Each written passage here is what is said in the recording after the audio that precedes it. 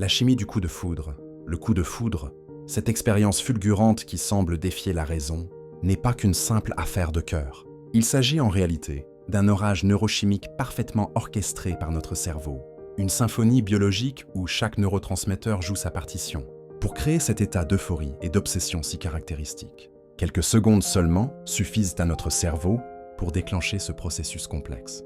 La première étape est visuelle. Lorsque nous rencontrons quelqu'un qui correspond à notre modèle inné ou acquis d'attractivité, notre système de récompense s'active immédiatement. La dopamine, molécule du désir et de l'anticipation du plaisir, inonde nos circuits neuronaux. C'est elle qui crée cette focalisation intense sur l'autre, cette incapacité à penser à autre chose, et cette énergie débordante qui nous caractérise lors des premiers temps d'une passion naissante. Simultanément, la noradrénaline entre en scène, expliquant les symptômes physiques si familiers, le cœur qui s'emballe, les mains moites, les joues qui s'empourprent, la perte d'appétit et les troubles du sommeil. Notre corps est en état d'alerte maximum, mais une alerte délicieuse, comme avant une performance importante. Cette activation physiologique renforce encore le sentiment que cette rencontre est spéciale, unique, en créant une association mentale entre la présence de l'autre et cette excitation corporelle. L'attirance physique, quant à elle, est grandement influencée par des signaux chimiques invisibles, les phéromones.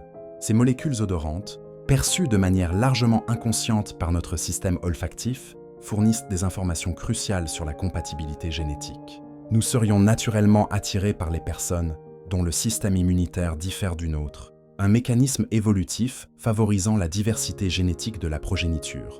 Enfin, les neurosciences modernes ont identifié que le coup de foudre s'accompagne d'une désactivation partielle de certaines zones cérébrales liées au jugement critique et à l'évaluation sociale. Littéralement, l'amour passionnel nous rend aveugles, ou du moins capables de voir les défauts et incompatibilités potentielles. Ce voile neurochimique, bien que temporaire, est essentiel pour permettre la formation du lien en dépassant nos barrières rationnelles.